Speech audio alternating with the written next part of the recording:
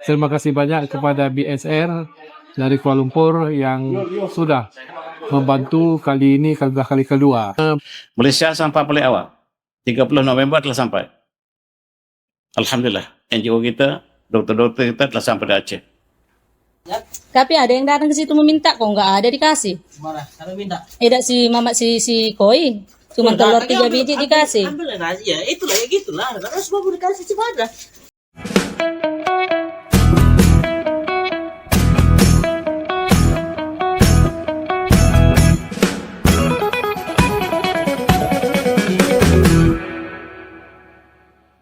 Assalamualaikum warahmatullahi wabarakatuh. Jumpa lagi dengan saya guys, Cak Mujib. Gimana kabar teman-teman semua? Semoga sehat selalu dalam lindungan Allah Subhanahu wa taala, dijauhkan dari segala mara bahaya, malapetaka, bencana dan bala serta berbagai macam penyakit. Amin amin ya rabbal alamin. Oke guys, kali ini kita akan reaksi sebuah video yang sangat menarik sekali. Di sini ya guys ya, bantuan daripada Malaysia datang lagi. Malaysia dihina, Malaysia dicaci, Malaysia ya tak dihargai. Ya, Malaysia ya seperti itulah di mata orang-orang yang memang mereka lebih pintar daripada kita. Tapi apa yang dilakukan Malaysia? Apakah membalas dengan kejahatan? Apakah Malaysia membalas dengan hinaan dan juga cacian? Ternyata tidak. Justru Malaysia membalasnya dengan kebaikan-kebaikan. Nah, ini bukti bahwasanya Malaysia itu adalah sebuah negara yang mendidik rakyatnya supaya bijak gitu loh guys ya. Coba kita tengok video ini. Kalau teman-teman nggak percaya ya guys ya, jom kita simak videonya. Let's go.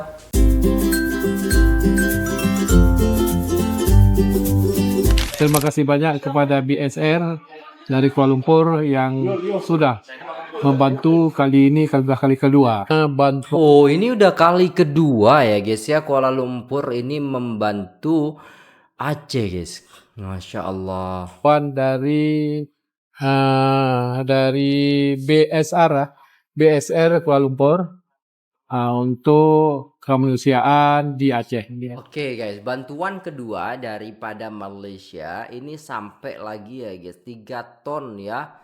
2 ton itu untuk obat-obatan dan 1 ton lagi untuk makanan, pakaian dan juga coklat untuk anak-anak. Masya Allah.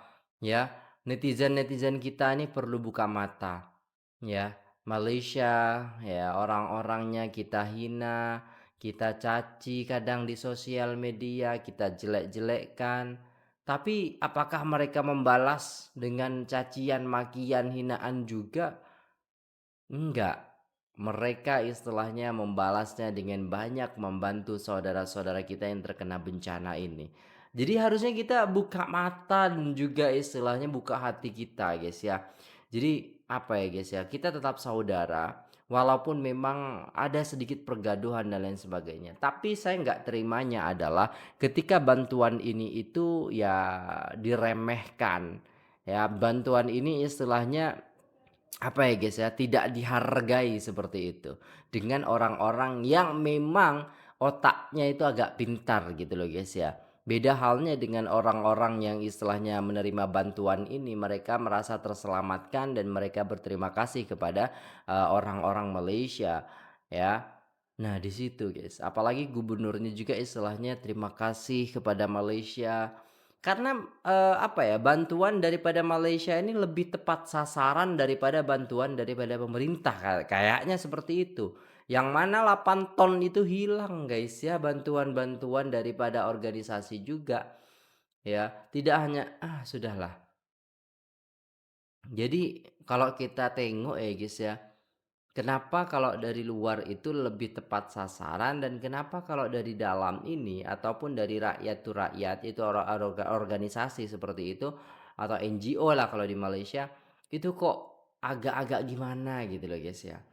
Dan saya juga ada satu video ya guys ya, dimana ini viral banget guys ya. Jadi warga itu protes bantuan untuk korban banjir di Geria Martubung 1 Medan Labuan ini malah disimpan di warung sembako. Jadi gini. Ini kayaknya udah dapat bantuan, bukannya disalurkan malah dijual lagi ya kan, ataupun disimpan di tempat Sudahlah guys ya. Ini kelakuan orang-orang kayak gini nih. Coba kita tengok guys ya. Ini menarik untuk kita simak ya guys ya. Nah, di sini nih videonya guys ya. Kita tengok. Nah, ini bantuan guys, bantuan dari mungkin Ini bahan apa ini, Long? organisasi. Ini dari mana kau jualan? Hah? Ini jualan kau? Enggak lah, ini itu dapur umum. Dapur umum di mana ini? Ya setiap lingkungan yang ada nanti antisipasi banjir ini. Ini khusus dapur umum aja. Iyalah. Jadi dapur umumnya di mana? Ya semalam sih pas banjir itu belum kan? Tapi ada yang datang ke situ meminta kok nggak ada dikasih. Mana? Kami minta. Si Mamat si Koi. Cuma telur 3 biji dikasih. Ambil aja. Ya itulah ya gitulah. Karena semua mau dikasih Cibadah. Jadi ini hanya untuk dapur umum aja, nggak boleh dibagikan sama masyarakat yang terdampak. Jadi dapur umum itu ya kalau dibagi masyarakat sih 450 jiwa Cibadah. Ya 2 biji kan bisa ini gitu banyaknya ini. Enggak gitu. Konsepnya dia makan di tempat. Jadi lah guys ya, perangai kita tuh kan udah dibantu tapi malah istilahnya pindah ke warung sembako, dijual lah sama mereka. Pasti kan seperti itu. Dan anehnya itu ya sudahlah, sudah susah guys perangai-perangai kayak gini nih. Sudah. Kalau dia posisi banjir. Segini banyaknya kan sisa dia. Apanya? Ini. Ini bukan untuk lingkungan ini aja. Jadi Segera bertubung. segera gemertubung kau yang akan mengalokasikan ke sini. Iya, jadi oke macam bahari. Kan terlalu jauh dia kok ngambil di ujung sana kan. Ya udah datang itu ngambil di sini. Sampai lingkungan apa? 8, 7. 87 apa? Jadi kalau misalnya nanti berikutnya banjir kami datang ke situ kami kalian kasih. Iya dikasih lah, semua dikasih. Iya. 20 kotak. Memang kalau di data ini nggak ada. Belum ada barangnya turun. Sekarang ini sekarang Ya, memang ini aja masih bukti. Tapi pembicaraan itu aku dengar. Mana yang kecatat tadi? Dapat kusir. Jadi ini udah ada. Udah. Ini kita nikmati. Ya udah Tuhan melihat saya itu. Tuhan melihat dan mendengar. Pak Nuraya, setahu saya, masalah banjir kayak gini, itu nggak pernah taruh dalam negeri, pasti di rumah kita. Kenapa ini ditaruh ke. Nah, kenapa ditaruh itu? Kenapa ditaruh? Diam dia. Blok 4 resah guys dengan kelakuan-kelakuan oknum ataupun yang punya perangai seperti ini. Mereka tidak memikirkan orang lain, mereka memikirkan perut sendiri. Lah inilah yang terjadi guys ya. Ya di pejabat ya kayak gitu. Masyarakatnya juga ada orang-orang yang perangainya seperti ini. Aduh susah lah guys. Kapan mereka itu sadar gitu kan. Ini nih pendidikan itu sangat-sangat penting guys. Pendidikan itu sangat-sangat penting ya. Makanya kalau orang terdiri pasti ya kan peduli kepada manusia lainnya, peduli kepada sesama gitu kan. Kalau kayak gini udah peduli sama perut sendiri aja. Jadi begini Pak, sebenarnya kalau di rumah itu kan ada resiko. Resikonya gini, tetap disalahgunakan. Kalau di tempat Pak Udin, jadi gini ya, kalau di Pak Udin diletak, jadi dicatat, misalnya Indomie ya, kalau Pak Udin mau pakai, nanti ganti yang terbaru, jangan sampai expire. Itunya tujuan kita ke depan. Tujuannya seperti itu. Kalau di rumah nanti takut disalahgunakan. Kalau di warung bisa dijual ya kan, biar gak expire. Sudahlah guys. Gimana nih? Coba komen lah teman-teman sekalian nih kan. Aduh gimana enggak? Aduh sudahlah. Memang wataknya kayak gitu lah. Tapi kalau bisa di stop di sini, biar camping itu nanti camping ini agak rumah ini ke sana ya, di sini itulah nanti dibagi khususnya di blok 8. Kenapa nggak langsung dibagi? Kan banyak orang yang kelaparan, banyak orang yang membutuhkan bantuan makan aja itu memang mereka susah kalau sudah kena bencana. Sudah. Pak BTN sama tempat abang itu yang sering banjir wilayah Kalau gini Pak Lurah nggak bisa gitu. Nggak bisa Pak. Punya gini Pak Lurah.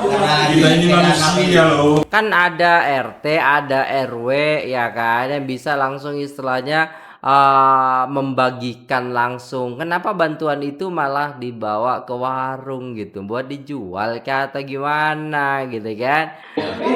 Kan langsung dibagikan, ngapain expired? Gini Pak Lurah. Kalau politik menjatuhkan seseorang itu gampang kali. Jadi Tadi permasalahan tadi sudah selesai dan tidak ada lagi barang yang ditimbun. Untuk sembako sudah kita selesaikan dengan duduk bersama, lalu kita bagikan melalui ketua-ketua STM yang ada di Blok 4. Nah, sudah clear guys ya. Memang harus ditindak, rakyat juga harus langsung tas kalau ada penimbunan seperti ini. Ini yang dirugikan adalah masyarakat, tapi bukan masyarakat yang perangai-perangai kayak itu ya guys ya. Jadi masyarakat yang memang menjadi korban gitu, bukan menjadi mencari keuntungan. Ada masyarakat yang istilahnya nggak kena banjir dia jadi petugas, tapi mencari keuntungan daripada kesedihan orang lain ataupun bisa dikatakan keterpurukan orang lain. Nah, itu orang-orang yang zalim seperti itu ya guys ya. Nah, jadi kayak gini lah. Jadi kalau istilahnya mungkin lah teman-teman sekalian. Kalau daripada luar negeri, ya kan bantuan-bantuan itu datang, mereka itu langsung tersistem gitu. Sedangkan daripada LSM ataupun NGO-NGO Indonesia atau bisa dikatakan mungkin dari pemerintah Indonesia, ada masih oknum-oknum yang perangainya seperti ini, menimbun, menjual dan lain sebagainya. Ya, diberi dibuat kesempatan emas untuk mendulang uang seperti itu, guys ya. Sudahlah guys, saya nggak tahu gitu kan kenapa mereka tuh seperti itu. Oke, kita akan dengarkan di sini ada beberapa ustadz juga yang istilahnya menyampaikan ya guys ya. Mungkin ini menjadi sebuah pandangan juga bagi kita ya guys ya. Ini ialah Gubernur Aceh, dia menangis. Dia menangis sebab dia mengatakan Aceh seperti tsunami. Dan dia tidak boleh buat apa-apa lagi. Allah. 4 kampung hilang. Tak ada kesan. 4 kampung yang penuh dengan anak-anak, suara azan, suara anak-anak mengaji telah hilang, lenyap. 4 kampung. Yang lain sepenuh ataupun 1/3 yang rusak. Dan jalan-jalan raya yang telah musnah, terputus hubungan. Aceh berduka. Aceh sedang berduka sekarang dan memerlukan bantuan.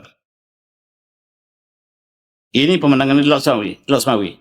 Saya bawa balik. Hari itu masih panas lagi. Tiba-tiba 2 hari, 3 hari balik, gambar ini dihantar kawan. Ini pemandangan di Laut Semawi di kawasan bawah Aceh. Penuh dengan air. Hampir seluruh kota tenggelam. Allah. Kita juga tenggelam tuan-tuan. Di Selangor juga tenggelam. Raja Nang, alhamdulillah. Kita dengar di Kuala Lumpur banjir, di Gombak banjir, di Kelang banjir, tapi alhamdulillah. Di Ulu Langat banjir. Dan ini suasana yang dihadapi oleh mereka, saudara kita di Sumatera. Kampung menjadi pulau, dan aliran sungai entah daripada mana datang, membawa lumpur, pohon yang tumbang, dan mereka mengatakan sebab ialah pembalakan. Tidak. Pembalakan telah laku begitu lama, tetapi inilah kesan lebih daripada balak, lebih daripada perlombangan. Inilah ujian. Menteri Jakarta mula membuat teori mengatakan inilah sebabkan pembalakan. Disebabkan oleh memang benar sebahagiannya penjaga alam sekitar tidak jaga dengan standar. Mereka sangat rakus menebang pokok, benar. Sangat rakus menebang pohon ya, menebang pokok. Itulah yang terjadi. Sangat-sangat rakus itu guys ya. Kecamkan itu ya, karena memang itulah penyebabnya. Yang mana pokok-pokok itu yang teman-teman lihat kan, pokoknya itu ya, pohonnya itu ditandai sudah guys. Kayak kita tuh nandain rumah gitu kan, itu sudah ditandai, oh ini ditebang, ini tidak, ini tebang, ini tebang, kayak gitulah guys ya. Tetapi ini berlaku sejak puluhan tahun lepas. Allah, puluhan yang berlaku tahun. hari ini ialah kesan terakhir, dan yang jatuh ini bukan balak yang baru, balak yang lama. Balak yang lama. Katanya balak yang lama bukan yang baru. Kemudian ahli politik di Jakarta salah menyalahkan antara sama lain. Kenapa kita tak segera hantarkan bantuan ke Aceh? Kenapa kita sedang bergaduh di Jakarta? Bantuan sepatutnya sampai segera. Betul. Bukan kita bincang siapa salah sekarang. Kemudian kita bincang. Rahasia kata saya yang akan hantar bantuan. Kami akan hantar bantuan segera ke Aceh. Kata rahasia. Saudi mengatakan kami akan hantar bantuan. Kalau tak ada siapa yang hantar bantuan, kami, kata Iran, akan hantar. Sebab Jakarta lambat hantar. Tuh guys, sebab Jakarta lambat. Jadi masuk ke dunia internasional pun seperti itu ya. Tapi di stop sama pemerintah biar tidak kita mampu gitu kan. Mampu bagaimana gitu loh guys ya. Sampai sekarang tuh mereka istilahnya. Ya kan? Teman-teman saya juga istilahnya masih ya. Mereka belum mendapatkan tempat tinggal. Mereka belum mendapatkan listrik. Ya. Bekalan makanan yang cukup. Itu mereka belum dapat. Enggak semuanya dapat gitu loh guys. Sebagian mungkin yang beberapa tempat sudah terpenuhi gitu kan. Tapi masih banyak teman-teman saya juga yang ada di sana. Kawan-kawan juga yang menginformasikan bahwasanya masih ada juga. Ya, bantuan itu kan tidak serta-merta sehari itu kita kasih bantuan, kadang cuman Indomie dan lain sebagainya untuk berapa hari bertahan ya kan? Jakarta sampai lambat hantar bantuan. Kami yang akan hantar. Sama ada mereka sudah sampai atau tidak, saya tak tahu. Allah. Ini disebut oleh Presiden Iran. Saudi juga mengatakan demikian. Kami bersama dengan rakyat Aceh. Allah. Kami bersama dengan rakyat Sumatera. Di manakah bantuan? Malaysia sudah sampai. Ya. Dan sekarang mereka NGO negara kita dan seluruh dunia sekarang sedang berusaha menuju ke Sumatera. Malaysia sampai paling awal. 30 November telah sampai. Alhamdulillah. NGO kita, doktor-doktor kita telah sampai di Aceh. Jakarta belum sampai. Boleh jadi kita lebih dekat dengan Aceh daripada Jakarta sendiri. Betul. Daripada Pulau Pinang sangat dekat dengan Aceh. Betul. Jakarta jauh. Akhirnya Jakarta sampai. 3 Desember, 2 hari lepas, baru sampai. Alhamdulillah. Bantuan Jakarta telah sampai dan beras yang banyak telah sampai. Alhamdulillah. Kita bincang kemudian. Sekarang kita perlu bantuan. 3 Desember, berbanding dengan 30 November, Malaysia telah sampai. Jauh banget ya. Jadi 30 November Malaysia datang, 3 Desember baru daripada Jakarta datang. Padahal ini negara Indonesia. Ya kan, masih dengan negara Indonesia gitu loh guys. Kenapa negeri jiran lebih gercep gitu. Allahumma salli ala sayyidina Muhammad. Dan dari apa yang disampaikan oleh Ustaz Dr. Ma'rufah Ismail ini menjadi pelajaran bagi kita bahwasanya ini bencana lama. Jadi memang apa namanya ya guys ya, penebangan pokok yang rakus ya, penambangan yang rakus itu yang menyebabkan itu semua. Jadi sebenarnya kalau kita sadar sudah puluhan tahun katanya memang sudah dilaksanakan hal-hal sedemikian ini ya guys ya. Allahumma sholli ala sayyidina Muhammad. Oke, kita akan dengarkan lagi di sini ya guys ya. Salah satu ustadz juga. Karena kebanyakan mulkan Jabriyah ini bekerja sama dengan kekuatan asing, seolah-olah pemimpin dari negeri muslim itu menjadi maklar. Dia ngasih jalan sama orang lain untuk ngambil harta kita, sumber daya alam kita. Nah, dia dapat ongkos, komisi. Ya, komisi kan nggak enak sekali Pak. Sementara rakyat yang sebenarnya berhak tidak mendapatkan. Kalaupun mendapatkan dalam bentuk gelondongan-gelondongan kayu yang tiba-tiba datang dalam banjir. Ya kan? Mana bisa dinikmati, malah jadi musibah kan? Jadi bencana. Itu jangan heran kalau banyak sekali tindak-tindak kezaliman dan yang menyakitkan, yang hak dibilang batil Pak. Yang batil dibilang hak. Contoh, ada sebuah kemungkaran terjadi. Kemudian ada orang menyaksikan, lalu dia lapor ke polisi. Yang melapor itu yang ditangkap, Pak. Iya. Bukan yang melakukan kemungkarannya yang ditangkap, tapi yang melapor yang ditangkap. Oke guys, ya seperti itulah guys ya. Ini disampaikan oleh Ustaznya tadi. Ya, begitulah yang terjadi di negara kita. dan sampai sekarang pun mungkin seperti itu. Dan tidak salah ketika kita istilahnya mendengarkan pandangan-pandangan daripada para ilmuwan ataupun para ustadz, yang mana mereka memang mengamati juga dan menyesuaikan juga dengan bagaimana dan apa yang terjadi di alam kita ini ya guys ya. Dan ya gimana ya, ketika kita melihat bencana banjir, bencana lagi ya gempa dan lain sebagainya, kadang kita itu lupa bagaimana istilahnya kita menjaga alam. Padahal nenek moyang kita, orang-orang terdahulu ya, kalau generasi-generasi kakek kita lah seperti itu, mereka itu justru menjaga alam. Banyak mereka istilahnya menanam pokok dan lain sebagainya. Bagaimana supaya sawah menjadi mini hutan dan lain sebagainya. Ya, menanam pokok-pokok yang akarnya bagus, yang istilahnya bisa menguatkan tanah seperti itu ya teman-teman sekalian. Berbeda halnya dengan generasi-generasi kita yang sekarang ini, yang mana kita tidak peduli dengan hal itu. Bahkan ada penebangan pun kita hanya diam saja. Ya, masyarakat istilahnya yang harusnya mendapatkan keuntungan, bukannya untung tapi buntung dengan adanya pemangkasan ataupun istilahnya penebangan-penebangan yang rakus ini ya teman-teman sekalian. Jadi apa ya guys ya, hal ini tuh sebenarnya sudah terjadi lama gitu kan, tapi kita baru sadar ketika sudah ada bencana seperti ini. Jadi memang apa ya, itu semua perbuatan manusia. Tapi manusia-manusia rakuslah itulah penyebabnya. Jadi kalau kita bilang masyarakatnya yang salah ya kan, jadi kalau kita saling menyalahkan itu sebuah tindakan yang tidak bijak gitu. Tapi orang yang berkuasa itu harusnya menjaga alam kita. Orang-orang yang istilahnya mempunyai jabatan, mempunyai istilahnya kuasa, itu harusnya yang menjaga alam kita. Ya, masyarakat juga menjaga alam, tapi istilahnya masyarakat itu terbatas dengan adanya hukum-hukum yang berlaku atau bahkan dengan kekuasaan-kekuasaan yang sudah melampau. Ya, seperti itu ya guys ya. Nah, mungkin itu dulu videonya. Coba teman-teman komen aja di bawah gimana pendapat teman-teman soal ini.